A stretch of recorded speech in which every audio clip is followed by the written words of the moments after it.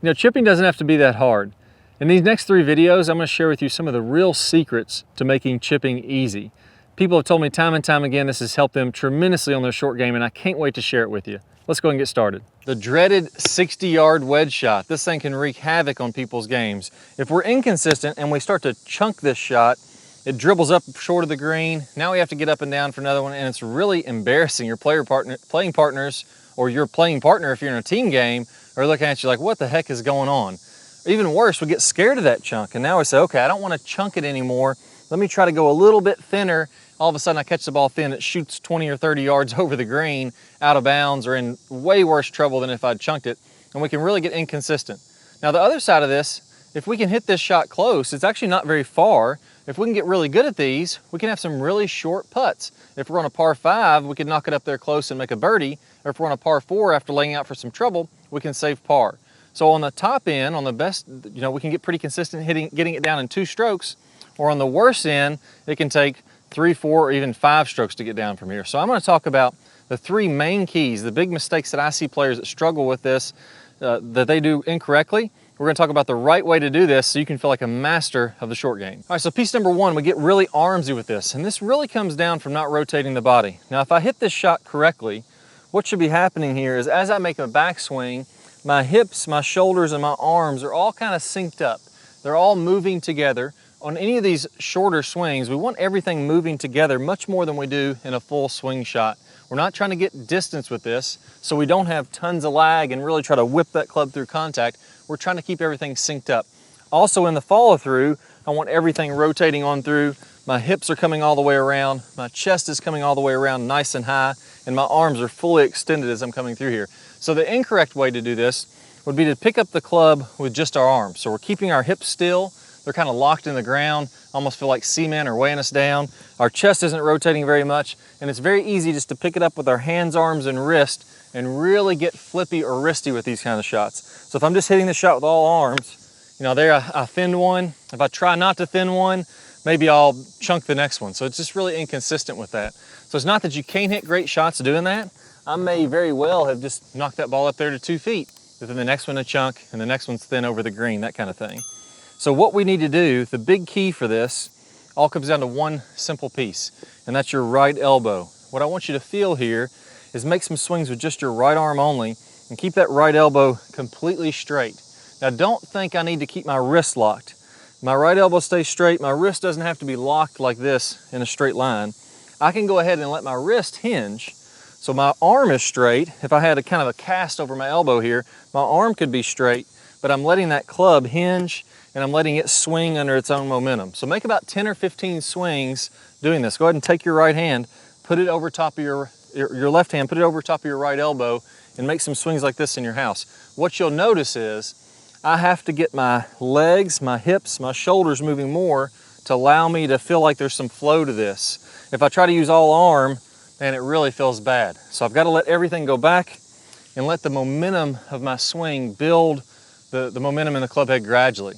So 10 or 15 swings doing that. Then when you go out to the course, grab a golf ball and really focus in on that idea of soft wrists. So go ahead and let those wrists hinge, but keep those arms straight and let the body, the pivot of the body, really do all the work.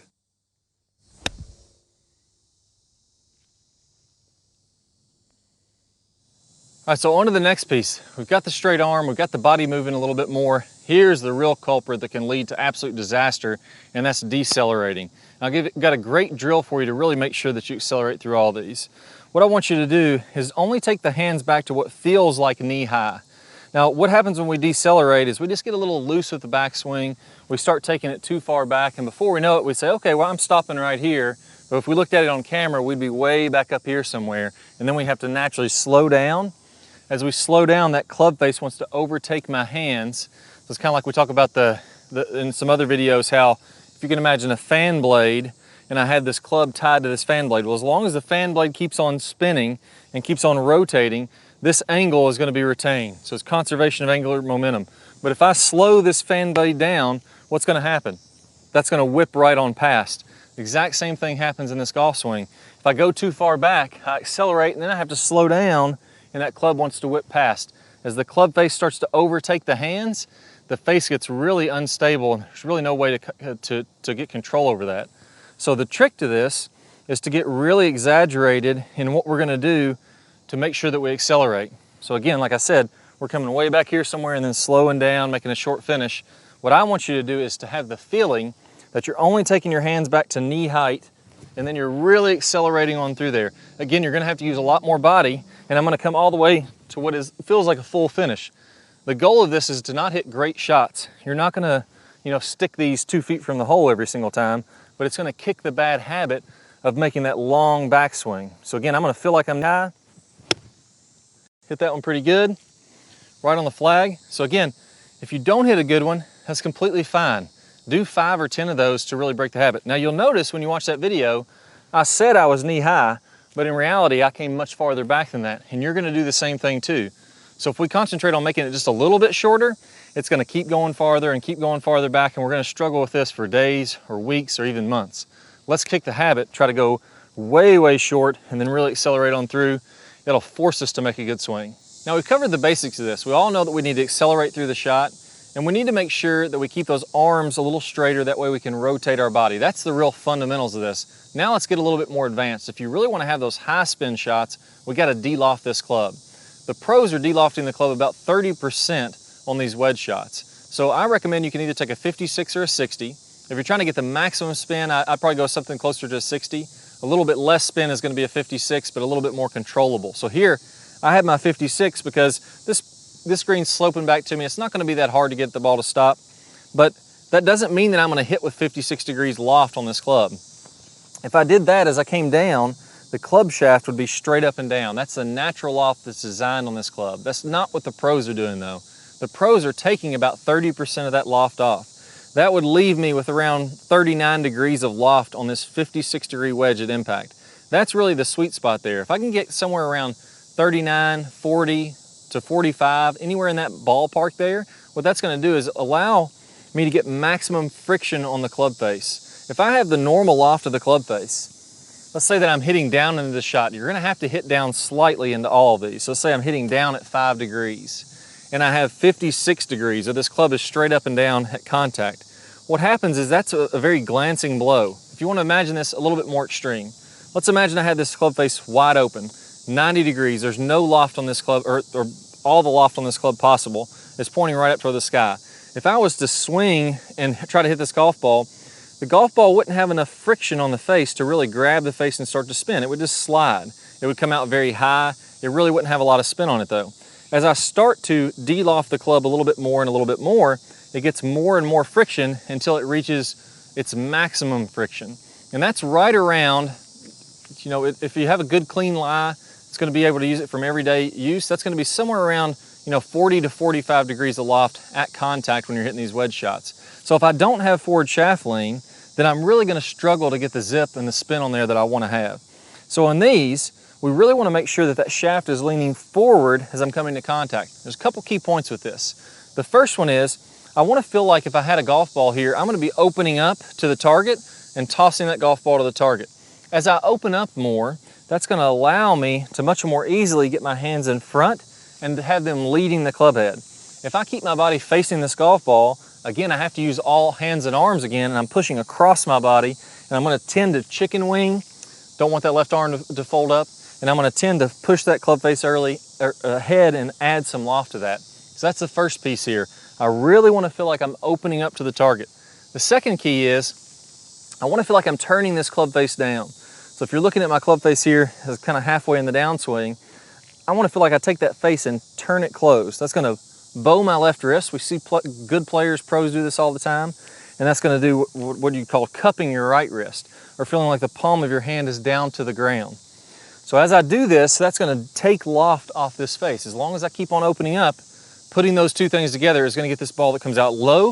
It's got tons of spin, and then it stops on the green. So keep the arms straight. That way the body works more aggressively to keep you going through the shot, and you're less armsy. Feel like you really take a shorter backswing and a more aggressive follow through to the finish. That's going to keep you accelerating through the golf ball. And then finally, if we can de-loft this club, we're going to hit some great low spinning or high spinning shots that launch really low, just like the pros.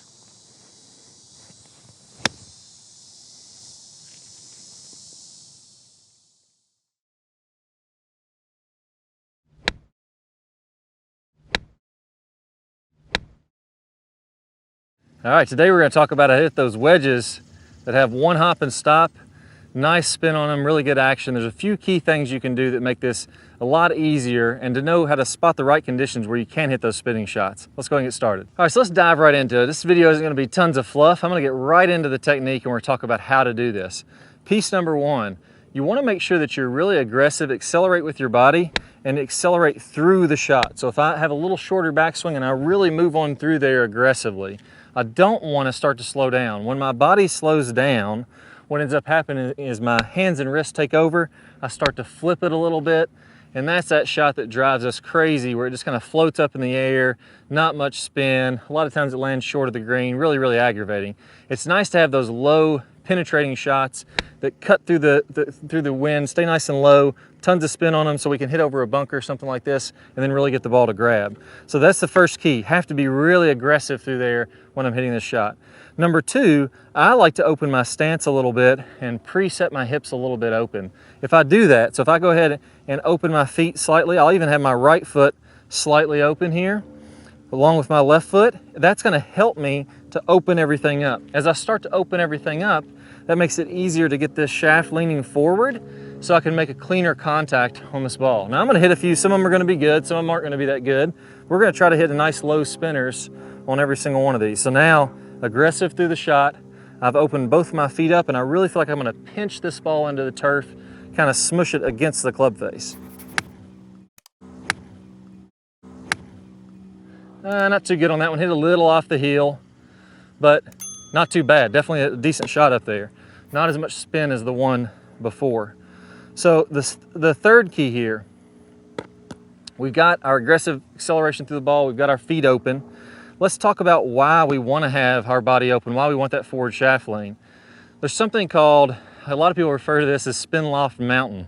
And basically what this says is, if you can kind of imagine my angle of attack or how I'm hitting into the ground is fairly level. I'm taking a little bit of a divot here, but I'm not chopping way down into it. Hitting down just very slightly.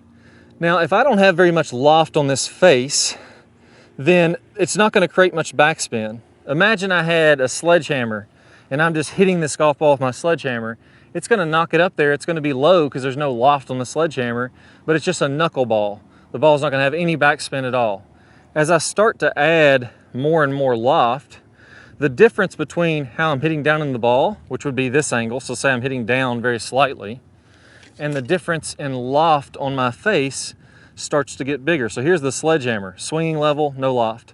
As I start to add loft to my club face, that creates more spin. So this is what they call spin loft, and the more spin loft you get, or the bigger the difference between the direction the club's swinging and the loft on the face, the bigger the difference between those two, the more spin you're going to get.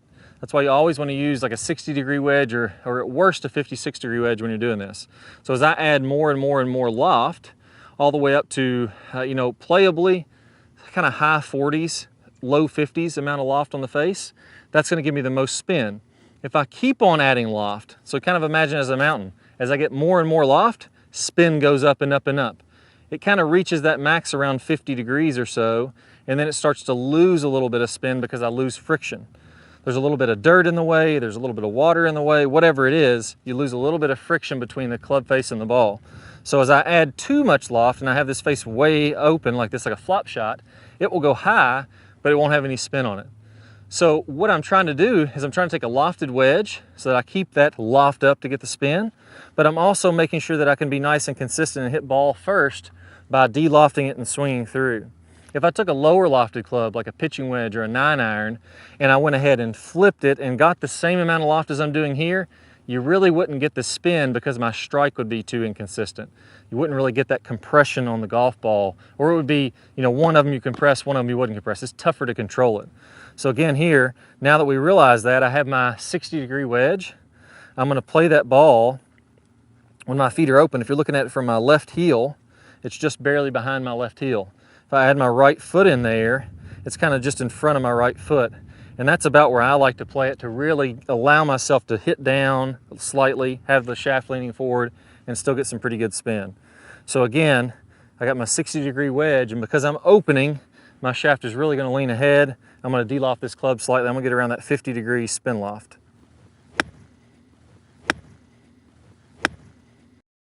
On that one I chunked a little bit. Didn't quite hit it as well, so not as much spin on it.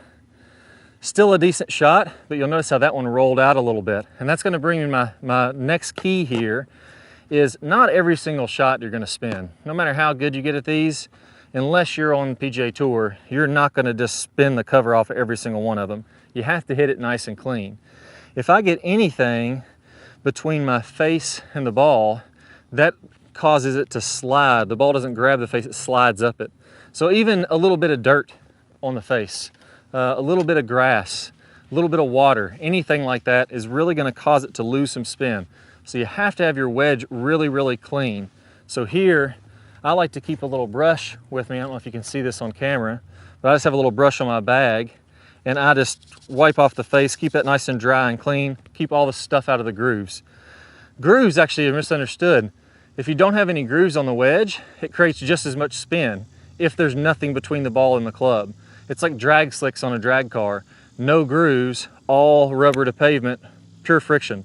Same thing with a wedge. But in reality, every time you hit, there's a little bit of grass, a little bit of water, something getting between your club face and the middle of the club, or the ball in the middle of the club. That's why you'll see little pieces of grass on your club face for where it impacted. Every time that happens, you need those grooves to allow that debris to go into the groove and for the face to grab the ball. If you had a perfect lie, you're setting it up off a tee or something like that, you wouldn't even need grooves on the club. That's why you spin it so much. Sometimes when you're on AstroTurf mats, you can really get a lot of spin on there. So here, again, I don't want to get much stuff between my club face and the ball. So the next thing is, when I do this, I want to visualize like I'm staying pretty low to the ground and I'm just kind of brushing the turf. I am going to get a little bit of a divot, but it's not going to really chop down a ton. You can have some good spin if you chop way down on it, but it's kind of hit or miss because sometimes you'll hit a little bit too far behind it, it won't really spin like you want it to. There we go, that's a nice one. It's gonna be a little short. Kicked off that downslope, but that had a lot of spin on it. Just got not the best kick because of the downslope there. All right, so now let's talk about what we're gonna do with our hips and then our hands and our arms. I open my feet so that when I hit this shot, my hips can open up. I really want them leading the way. Again, that's gonna help me deloft the club like I need to. It's gonna help me have the hands leading the way to be consistent. And I'm really gonna be aggressive through the ball if I can have those hips kind of leading the way as I'm doing that. That one's got a ton of spin on it, a little low one. So we one stop and really check up. So that thing's coming in low, but then it's trying to grab there at the end. So the hips are really key to that. Feel like your hips are opening up as that's happening. And feel like your belt buckle especially is facing the target. Now the last piece here again, I have to take a little bit of loft off this club so that I can be consistent and I can get the spin on there. Here's the move that most people get wrong when they're trying to take loft off the club. You don't simply push the face forward or push the hands forward. When you do that, look at my club face. It's gonna open up the club face. And when I try to just move the hands forward and hit that shot, it ends up going way to the right. Not a very good shot. I left it short of the green. It's not really compressed like I want it to be. The key there is that you have to deloft the club by rolling the wrist or turning the wrist. So if you imagine, I'm gonna make a little setup position here. And when I come to contact, my hands are actually gonna be like this. I'm turning that club face down. The only reason the face is square is because I have the shaft lean forward. All right, so if I keep the club shaft straight up and down, there's my impact position. The only difference is when I really impact the ball, I'm actually gonna be here like this with the shaft lean forward. If I'm looking at it from this down the line view, as I'm coming into the ball, I'm rolling the face closed a little bit, and then I'm really pinching it, compressing it against the ground, or what feels like it's against the ground, covering that to really get a lot of spin, a lot of the bite on it. Let me go ahead and clean up this wedge one more time, and we'll try to get a nice low one, again with a lot of good spin on it.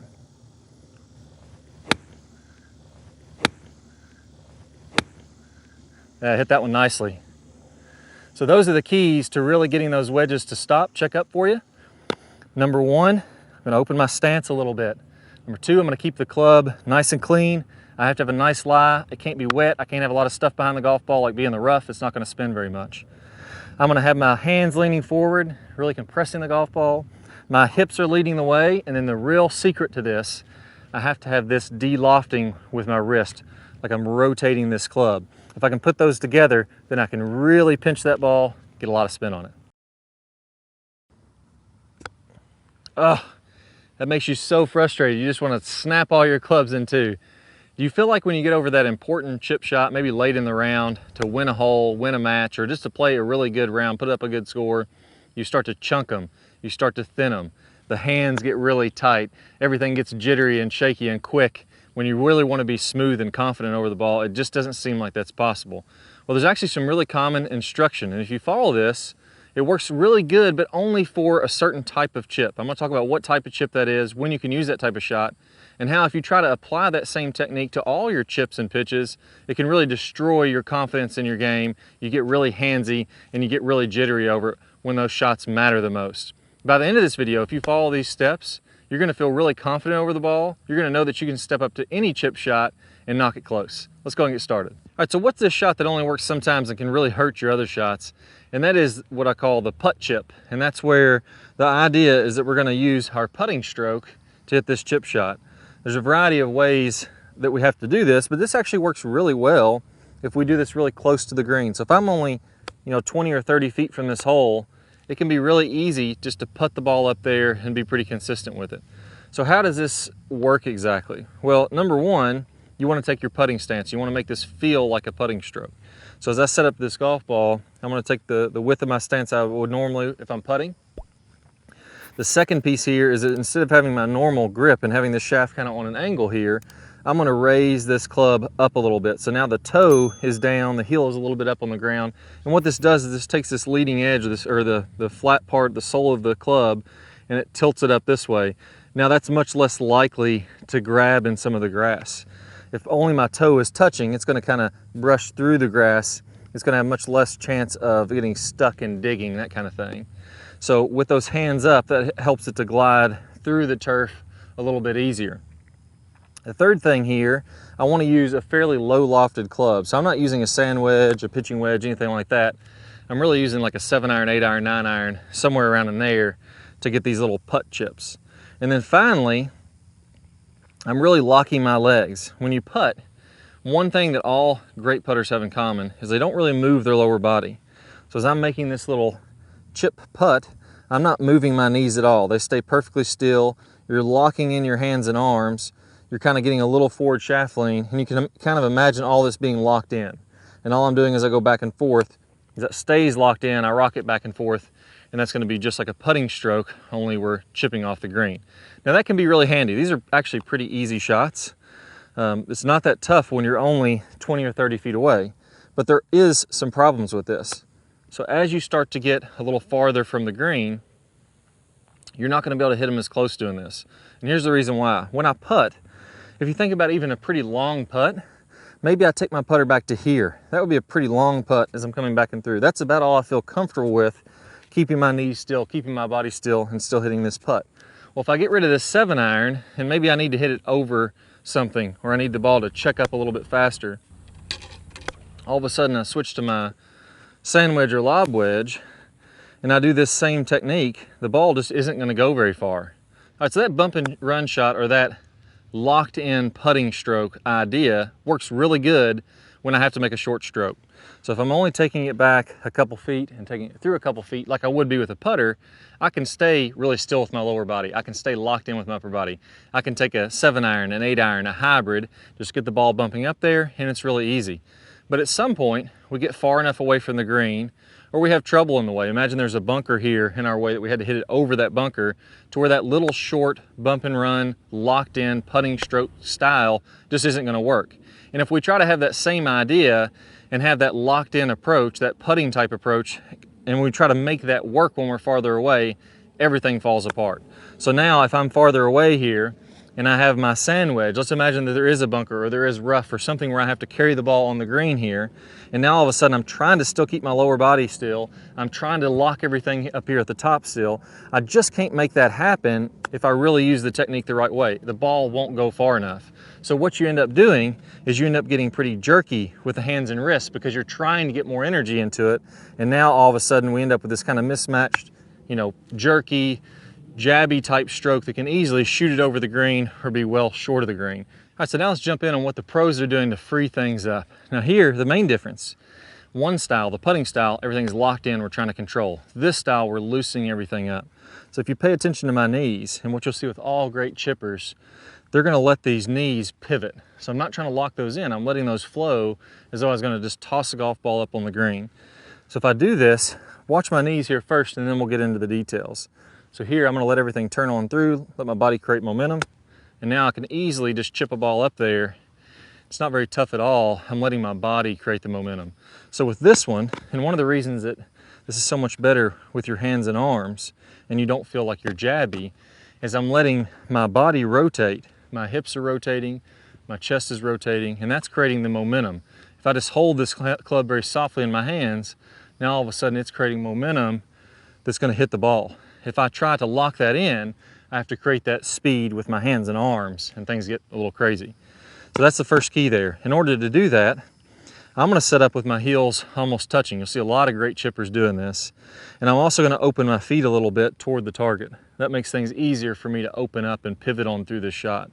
That's gonna allow me to use my body to create that momentum. I'm also, instead of gonna locking my wrist in and keeping that really tight and rigid with my hands higher, I'm gonna go ahead and just let my hands hang freely and let my wrist stay really soft as I'm doing this. So as I'm going back and through, you can see my knees pivot and everything else just kind of goes along for the ride. I get a little bit of wrist action, I get a little bit of wrist hinge, it's completely fine. I'm not trying to lock it in and guide it. I'm letting the momentum of my body create that speed, create that momentum. So you can see there, it's really easy to hit these clean when you let your body do the work. So those are the main keys there. When we're hitting the putt type shot, that's completely fine if you're really close to the green and you can make this stroke that just goes back to here and back to here. At some point, that's not gonna be a big enough stroke. Or at some point, we're not gonna be able to roll the ball across the ground because there's a bunker in the way or there's rough in the way, and we're gonna have to make a bigger stroke. At that point, when you make that bigger stroke, instead of trying to lock things in, free things up. Ankles close together, feet open toward the target, my body creates the momentum, and my wrists stay nice and loose. Now that we've talked about how to free up your swing and feel confident over any of these shots because now my body's creating momentum, how do we control the distance? Maybe you have a 20-yard shot, a 50-yard shot, a 70-yard shot. How do I know how far to hit that? Well, I have a great system called the clock system, and I'm gonna go over that video, preview that video here in just 1 second. If you wanna dial in those wedge distances, all you need to do is click the card that pops up on your screen or the link down below in the description, and I'll go over the clock swing with you.